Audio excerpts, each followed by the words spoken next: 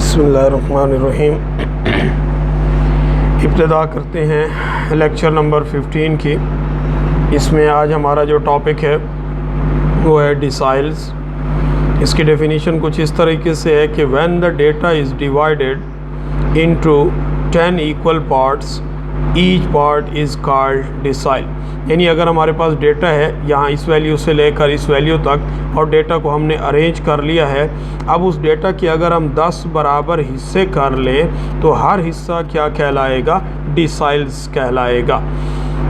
इस बात में ये बात नोटेबल है, इसको आप नोट कर लें कि ये जो 5th डिसाइल है यानी 5वां डिसाइल जो है ये डेटा का चूँकि दरमियान बन रहा है और मीडियन जो होता है वो भी बिल्कुल मीडियन डेटा का दरमियान होता है, तो इसलिए 5th decile is equal to हो जाएगा median. And we know that, हमने पहले पढ़ा है कि सेकंड क्वार्टाइल भी मीडियन होता है, लिहाजा सेकंड क्वार्टाइल हो या 5th डिसाइल हो ये दोनों इक्वल टू मीडियन होते हैं। अब अगर आपने 5th डिसाइल मालूम करना है तो उसके लिए आपको दो चीज़ें चाहिए होंगी। पहले आप D1 डिसाइल यानी फर्स्ट डिसाइल जो आपने फाइंड करना है, तो फर्स्ट डिसाइल फाइंड करने के लिए पहले इस D1 की क्लास फाइंड करेंगे और फिर D1 डिसाइल खुद फाइंड करेंगे। यानी ये उसकी क्लास फाइंड करनी है, फिर उसके बाद उसकी वैल्यू फाइंड करनी है। तो जब क्लास फाइंड करेंगे तो उसका फार्मूला क्या होगा? n/10। 10 का मतलब है कि टोटल 10 पार्ट्स बनाने हैं और n का मतलब है समेशन f यानी जो हमारे पास टोटल फ्रीक्वेंसी है उसको या टोटल तादाद जो है उसको हमने 10 हिस्सों में डिवाइड करना है। इसी तरह अगर सेकंड डिसाइल फाइंड करना है तो हम सेकंड डिसाइल की पहले क्लास फाइंड करेंगे, फिर सेकंड डिसाइल की वैल्यू फाइंड करेंगे। तो सेकंड डिसाइल की क्लास क्या हो जाएगी? चूँकि डेटा को हमने 10 पे डिवाइड करना है तो n/10 और ये सेकंड डिसाइल है तो मल्टीप्लाइड बाई 2 हो जाएगा। तो ये 2 की जगह तो 2 आ गया और बाकी ये जो समेशन f है ये अभी मैंने आपको बताया कि n is equal to n, या n की जगह हम यूज़ करते हैं टोटल फ्रीक्वेंसी, तो ये आपके पास सम ऑफ फ्रीक्वेंसी बन जाएगा डिवाइडेड बाई 10। इसी तरह अगर आपने 8th डिसाइल फाइंड करना है तो D8 क्लास पहले फाइंड करेंगे, फिर हम D8 की वैल्यू फाइंड करेंगे। तो D8 क्लास हमारे पास बन जाएगी 8n/10 यानी टोटल डेटा को 10 पार्ट्स में डिवाइड करना है और ये 8वां डिसाइल है तो मल्टीप्लाइड बाई 8 हो जाएगा। और यहाँ पर फिर ये जो n है रिप्लेस होता है किस चीज़ के साथ? समेशन f के साथ। और बाकी ये D8 की वैल्यू फाइंड करने के लिए फार्मूला है। तो यहाँ पर एक छोटी सी एग्जांपल देखते हैं। हमारे पास कुछ वर्कर्स हैं, उनकी डेली वेजेस हैं और नंबर ऑफ़ एम्प्लॉइज़ हैं। तो डेली वेजेस जो हैं कुछ हमारे पास एम्प्लॉइज़ ऐसे हैं कि उनकी रोज़ाना की जो पे है 4 to 6 है। अब आप इसको 100 समझते हैं तो हमने सिर्फ मुख्तसर करने के लिए क्या कर दिया है, सिर्फ 4 और 6 लिख दिया है। तो आप इसको समझने के लिहाज से मल्टीप्लाइड बाई 100 ज़रूर समझ लें कि 400 से 600, 600 से 800, 800 से 1000 यानी 1000, इसी तरीके से 1000 से 1200, 1200 से 1400, 1400 से 1600। तो वो एम्प्लॉइज़ जिनकी पे 4 से 6 तक है वो 13 है, 6 से 8 वाले 111 हैं, 8 से 10 वाले 182 एंड सो ऑन, इस तरीके से है।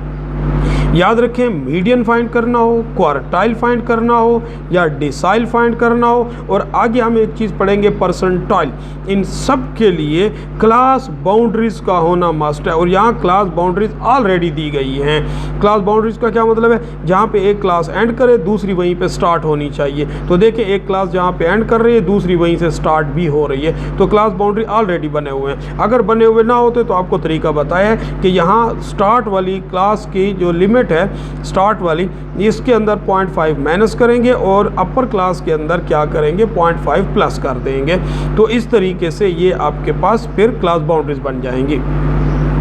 और फिर कामुलेटिव फ्रीक्वेंसी बनानी है। तो कामुलेटिव फ्रीक्वेंसी किस तरीके से कि पहली फ्रीक्वेंसी को वैसे का वैसा ही लिखें और फिर इस फ्रीक्वेंसी को इस कामुलेटिव फ्रीक्वेंसी को अगली फ्रीक्वेंसी के साथ ऐड कर दें। तो 13 प्लस और फ्रीक्वेंसी में 11, 124। अब ये 124 कामुलेटिव फ्रीक्वेंसी बन गई। इस कामुलेटिव फ्रीक्वेंसी को इस अगली फ्रीक्वेंसी 182 के साथ प्लस कर दें, ये आ जाएगा। तो इस तरीके से ये आपके पास कामुलेटिव फ्रीक्वेंसी, तो कामुलेटिव फ्रीक्वेंसी का लास्ट और फ्रीक्वेंसी का टोटल ये सेम आने चाहिए। अब हम D1 फाइंड करते हैं, तो D1 के लिए पहले D1 क्लास फाइंड करेंगे। अब D1 क्लास का फार्मूला n/10 यानी टोटल डेटा डिवाइडेड बाई 10, और ये टोटल डेटा से मुराद समेशन f, तो समेशन f 437/10 ये आ गया 43.7। चेक इन कम्युलेटिव फ्रीक्वेंसी, इसको कम्युलेटिव फ्रीक्वेंसी में चेक करें और टॉप टू बॉटम चेक करें, यानी ऊपर से नीचे की तरफ आएँ। तो ऊपर से नीचे की तरफ आएँ और देखें कि 43 कहाँ लाई करता है, तो 13 में लाई नहीं करता, लाजमी बात है 124 में लाई करता है। तो ये 124 वाली जो आपके पास क्लास है ये आपकी D1 क्लास बन जाएगी। अब इसमें ये 6 जो है ये आपकी लोअर क्लास लिमिट बन जाएगी। H जो है यानी साइज़ 4 और 6 में देखें 2 का साइज़ है, 6 और 8 में देखें जिसको हम क्लास साइज़ कहते हैं, 8 और 10 में देखें 10, 12, 12, 14 यहाँ से चेक करें या यहाँ से चेक करें तो आपको 2 नज़र आ रहा है। F जो है ये आपकी अपनी क्लास की फ्रीक्वेंसी, तो जो आपकी D1 क्लास है उसकी जो फ्रीक्वेंसी है वो 111 है। और कम्युलेटिव फ्रीक्वेंसी क्या होती है कि जिस यहाँ पर आपकी डिसाइल की क्लास लाई कर रही है उससे पीछे वाली कम्युलेटिव फ्रीक्वेंसी। अब D1 का फार्मूला लगा दें, जहाँ पर D1 की वैल्यू फाइंड करनी है कि L1 H/F D1 class minus C, तो लोअर क्लास लिमिट 6 है और H आपके पास 2 है और F आपके पास 111 है, जबकि फर्स्ट डिसाइल यानी D1 क्लास जिसको हमने n/10 का नाम दिया था वैल्यू उसकी 43.7 आई थी। तो इसकी जगह आप ये वैल्यू लगा दें और -13 कैलकुलेट कर लें, ये रिज़ल्ट आ जाएगा। इसी तरह अगर आपने D8 फाइंड करना है तो पहले आप D8 क्लास फाइंड करेंगे, तो 8 n/10 n/10 यानी टोटल डेटा को 10 पार्ट्स में डिवाइड करना है, और चूंकि 8th डिसाइल है तो 8 के साथ मल्टीप्लाई भी कर दें, तो ये रिज़ल्ट आपके पास बन जाएगा 349.6। इसको फिर कम्युलेटिव फ्रीक्वेंसी में चेक करें और टॉप टू बॉटम चेक करें, तो ये देखें ये 349 124 में भी लाई नहीं करता और 306 में भी लाई नहीं करता, ये 411 में लाई करता है, लिहाजा ये आपकी D8 क्लास बन जाएगी। अब इस D8 क्लास में आपके पास L1 यानी लोअर क्लास बाउंड्री 10 बन जाएगी।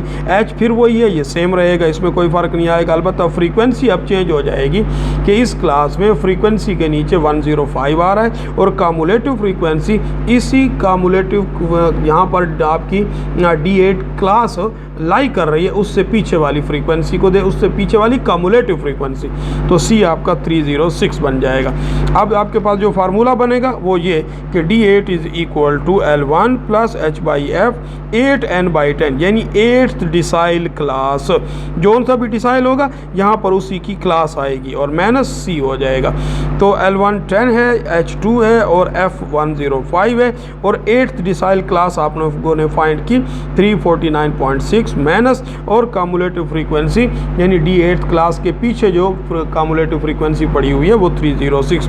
इसको कैलकुलेट कर लें तो इस तरीके से ये आपके पास D8 की वैल्यू आ जाएगी। तो इस तरीके से आप जौन सा भी डिसाइल फाइंड करना चाहें आप फाइंड कर सकते हैं। इसी के साथ इस लेक्चर का इख्तिताम हुआ। अब आप बताइएगा ज़रूर कि आपको इसकी कहाँ तक कितनी समझ आ चुकी है ताकि हम इसको मज़ीद भी बेहतर बना सकें।